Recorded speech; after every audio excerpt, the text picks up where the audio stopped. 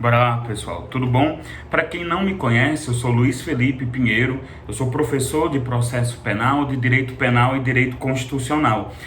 Vocês devem ter reparado, né, justamente como a gente teve a quarentena decretada em relação ao Covid-19, né, a doença que está sendo provocada pelo coronavírus, pelo novo coronavírus.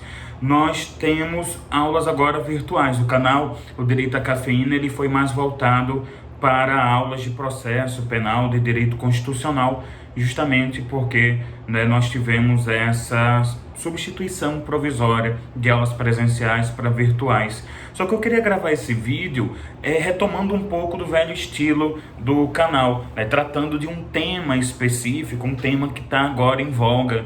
E eu queria gravar meio num sistema de vlog, né, como muita gente faz. Então não vai ter edição, vocês vão perceber, não tem aqui uma grande iluminação, não tem microfone, justamente porque eu queria algo mais simples para poder conversar com vocês de uma maneira mais imediata, né, sobre um tema que é justamente o quê? Como eu vou lidar penalmente com as medidas que estão sendo decretadas para o controle do Covid-19, né? Para o controle dessa doença, a supressão dessa doença e aí o controle da disseminação do novo coronavírus, tá certo? E eu quero falar do âmbito penal, porque nós estamos tendo algumas medidas que estão sendo decretadas, né, determinadas pelo poder público federal, estadual, municipal, então todos os entes da federação estão aí juntos, e obviamente o descumprimento dessas medidas pode gerar algumas responsabilizações, tá certo? E o tipo penal que está mais em voga, que todo mundo está comentando, é o artigo 268 do Código Penal, que é a infração de medida sanitária. Esse delito, ele tem a seguinte redação: infringir determinação do poder público destinada a impedir introdução ou propagação de doença contagiosa. E aí eu vou ter uma pena de 1 mês a 1 ano e multa. É um crime relativamente leve, né? Inclusive é o que a gente denomina de infração penal de menor potencial ofensivo. É uma pena que vai ser cumprida em regime aberto, que vai ser substituída por pena restritiva de direitos, né, como limitação de final de semana, prestação de serviços e por aí vai, mas é um crime. Então, quando você descumpre uma medida que foi determinada pelo poder público, então, por exemplo, a própria quarentena, o isolamento, a obrigação de um tratamento médico, você está praticando esse delito. E veja, eu estou falando de algumas medidas, mas elas não estão no texto do artigo 268. Isso porque eu tenho aqui o que é chamado de norma penal em branco. Eu falo de maneira genérica a infringir determinação do poder público com o fim, né, destinado a impedir introdução ou propagação da doença contagiosa, e a gente sabe que essa altura é mais para impedir propagação, né? Mas essas medidas acabam tendo que estar em alguma norma também federal, e é o que a gente tem justamente com a Lei 13.979 de 2000, né? Ela foi agora aprovada e publicada em fevereiro, então ela é bem recente, justamente já aí nesse contexto da crise que a gente está vivendo. E aí o artigo 3º dela traz uma série de medidas, como o isolamento, a quarentena, a determinação compulsória de exames médicos, testes laboratoriais, né, vacinação, tratamentos médicos, o estudo e investigação epidemiológica, exumação, necrópsia e cremação de cadáveres, a restrição de locomoção entre países, entre estados e entre municípios e várias outras medidas. Então, você tem a possibilidade de que sejam decretadas essas medidas pelo ministro da Saúde, em conjunto com o ministro da Justiça ou pelas autoridades locais de saúde, que são justamente os secretários estaduais, distrital e municipais de saúde. Só que o seguinte, mesmo essa lei, ela ainda era algo um pouco leve, né? Um pouco leve no sentido, ela ainda não tinha tantas especificidades. E aí nós temos algumas portarias que vêm complementar esta lei, né? E aí, no caso, nós temos uma primeira portaria que é a 356 de 2020. Eu peço perdão por estar lendo aqui, é porque é tudo muito novo, né? Você não consegue decorar tudo. Então, ela vai disciplinar justamente como eu vou ter a determinação, por exemplo, do isolamento e da quarentena. O isolamento, que é em relação ao indivíduo que está doente, ou mesmo assintomático, apresenta o contágio, ou está convivendo com alguém que tem o novo coronavírus, né? Eu posso ter o isolamento determinado pelo médico, uma prescrição, uma determinação mesmo coercitiva, ou recomendação, é o texto da portaria, recomendação do agente de vigilância epidemiológica, o agente de vigilância sanitária. Só que, pessoal, apesar de você ter aqui recomendação, parece que é um conselho, vá para casa. Eu estou lendo essa recomendação como ordem, né? E não apenas eu, vários penalistas, pelo jeito que está escrito, né? Até se um médico particular, ou então o médico, né, do SUS, do Sistema de Saúde Público, ele pode determinar, por que uma outra autoridade da administração pública também não poderia determinar coercitivamente? Né? Então, há mais lógica aqui que seja obrigatório.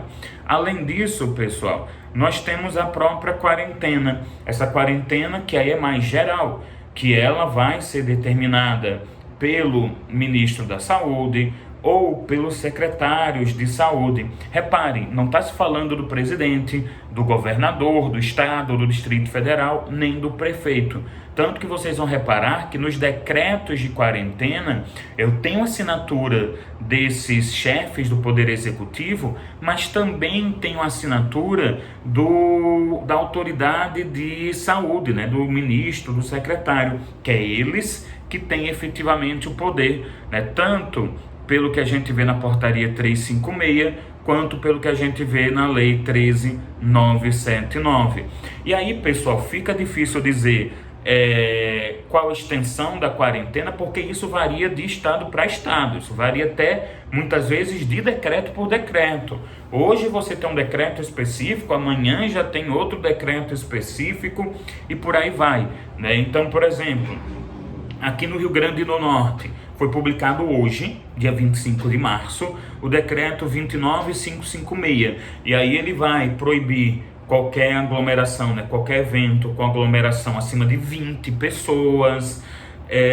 Até o pessoal está tirando onda com a torcida do Alecrim, né? Que Alecrim é um time daqui, do Rio Grande do Norte. É um time que eu tenho profundo carinho, né? Um grande cara, fantástico, que estudou comigo. Ele era totalmente apaixonado pelo Alecrim, né? Mas o pessoal tira onda que é uma torcida relativamente pequena, né? O pessoal até diz que enche facilmente ali uma van. E aí o pessoal tá brincando, o Alecrim cabe todinho nesse limite de 20 pessoas. A piada à parte, né? A gente tem essa limitação, o fechamento de comércios não essenciais, o fechamento de salão, de restaurantes, bares, ou seja, só pode ter delivery, ou aquele sistema de pegar. Então a gente tem esse decreto e você vai ter variações, né? Algo muito parecido em São Paulo, no Rio e por aí. E pessoal, é importante a gente verificar que o Brasil não é o único lugar que está trabalhando com esse isolamento social, né? Você vai ter isso nos Estados Unidos, você vai ter isso hoje na Itália, Israel e por aí vai. E muitos países que passaram a adotar o isolamento muito tarde estão tendo uma disseminação muito grande, um nível de mortalidade muito grande, a curva epidemiológica vai lá para cima, né? E aí, para vocês aprenderem um pouco mais sobre isso, alguns vídeos e podcasts, né? Procurem o Átila Yamarino, o cara doutor, ele fez pós-doutorado em Yale sobre virologia, o cara tá bombando agora, tem um canal no YouTube, tá com xadrez verbal em podcast, então aprenda um pouco sobre essa importância do isolamento, do tal achatamento da curva, tudo mais. Então, é uma medida que está sendo adotada aqui e adotada em vários outros lugares. Então, você ir contra essa medida, né, você descumpri-la, a princípio eu já tenho o artigo 268 aí. Só que nós também tivemos outra portaria, além da 356, que é a portaria número 5 de 2020, uma portaria conjunta do Ministério da Justiça e do Ministério da Saúde, que saiu agora dia 18 de março. E ela reforça a coercitividade dessas medidas, ou seja, reforça que o descumprimento dessas medidas é passível, sim, né, de responsabilidade penal. Força também, né, reforça que o artigo 268 ele é aplicável, mas também fala do artigo 330, que é o artigo que traz o crime de desobediência. Eu particularmente acho que eu tenho um bis em idem. Bis em idem, para quem não é do direito, o que quer dizer isso? É você ser punido 2 vezes pelo mesmo fato. É você ter praticado uma conduta e ela ser encaixada em 2 crimes ao mesmo tempo. Você está desobedecendo ordem pública, artigo 330, você está desobedecendo uma ordem da administração focada no combate do contágio 268. Pessoal, desobediência, escolha uma das duas. Eu acho que se aplica no artigo 268 por uma coisa chamada princípio da especialidade.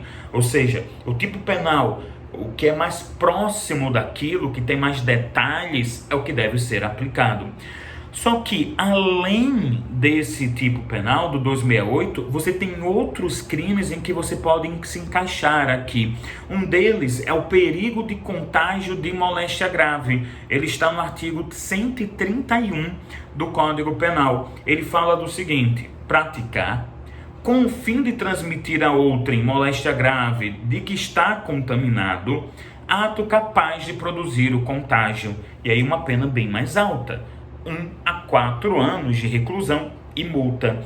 Isso daqui então é o quê? É o fato de que eu estou praticando um ato capaz de produzir contágio, estou tossindo na cara de alguém, com o fim de transmitir para essa pessoa uma moléstia grave. E, sinceramente, o Covid-19, que é a doença produzida pelo novo coronavírus, é uma doença grave. Então, quando eu quero contaminar alguém, eu vou praticar esse crime, que é o perigo de contágio, tá certo? Do artigo 131. Mas tem crime pior. Eu tenho o crime de epidemia, que está no artigo 267, e tem uma reclusão de 10 a 15 anos. Pessoal, é uma pena aí comparável, né? A pena máxima, comparável ao tráfico de drogas. É uma pena, a mínima, é maior do que de estupro. Ela aí equivale mais ou menos, está bem próxima de homicídio qualificado, então é um crime bem grave. E qual o delito? Causar epidemia mediante a propagação de germes patogênicos. Então, aqui não é adoecer, né, direcionado a uma pessoa específica. Aqui é de maneira geral, né? Eu chego num local, pode ser um município, pode ser um vilarejo, pode ser um prédio ou um local onde ainda não esteja havendo a epidemia, e eu vou lá e dissemino aquele vírus que eu sei que eu tenho. Eu estou cometendo esse crime. Pessoal, quantos vídeos, quantas postagens vocês viram de gente completamente irresponsável que veio de algum país já na época do surto, né, já na época aí da disseminação comunitária mesmo, há 1, 2 semanas atrás, gente que veio da Itália, gente que deu positivo para o novo coronavírus e estava simplesmente aí indo para os locais e pouco se lixando e dizendo que se transmitir, transmitiu. Essas pessoas estão cometendo um crime gravíssimo, pior do que estupro, pior do que tráfico de drogas. Tá certo? Além disso, nós temos a possibilidade de encaixar alguém no artigo 129, caso ele queira passar a doença para outra pessoa com o fim de causar lesão corporal. Ou pior, eu tenho 121, que é o homicídio, caso ele queira já transmitir com a ideia de matar. Veja aí como eu tenho uma série de crimes que são crimes muito graves. E além da própria transmissão, nós temos que nos preocupar com outras condutas também, né? Por exemplo, eu estou vendo já muito se discutir a questão de fabricação de álcool em gel caseiro, álcool em gel falso.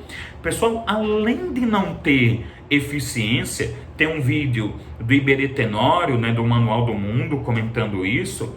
Eu tenho aqui outro crime, que é o artigo 273, que fala de falsificar, corromper, adulterar ou alterar produto destinado a fins terapêuticos ou medicinais, e a pena também é de 10 a 15 anos, maior que de estupro, mais ou menos ali, né, do tamanho de um homicídio qualificado, pelo menos o mínimo do homicídio qualificado cabe ali, né, pior do que tráfico. Então a gente tem que tomar muito cuidado, porque é o seguinte, eu estou agora realmente no direito de crise, eu estou numa situação muito grave, mas eu já tenho esses tipos penais previstos há muito tempo. É claro, eu tenho que tomar cuidado para de repente o governo, ele não vir com uma medida autoritária, restringindo meus direitos e criar um tipo penal do nada para enquadrar os indivíduos. Agora, esses tipos penais já existiam e há muito tempo. Então eu ser responsabilizado por eles cai nas garantias constitucionais, está dentro da garantia, o Estado pode me punir. Portanto, eu tenho que seguir as determinações do Estado, até porque, pelo menos, e aí vai muito uma opinião pessoal, até agora estão sendo muito razoáveis, estão seguindo o que a ciência determina, seguindo o que países mais sérios estão fazendo, e assim, é o melhor, né? A gente tem que pensar nas pessoas que vão ter aí a Covid-19 e vão ter situações mais graves. Eu tenho que evitar que meu pai, meu tio, minha avó, até pessoas que eu não conheço, pacientes oncológicos, cardíacos, eles tenham uma situação mais grave, até morte. Eu tenho que evitar o colapso da saúde pública.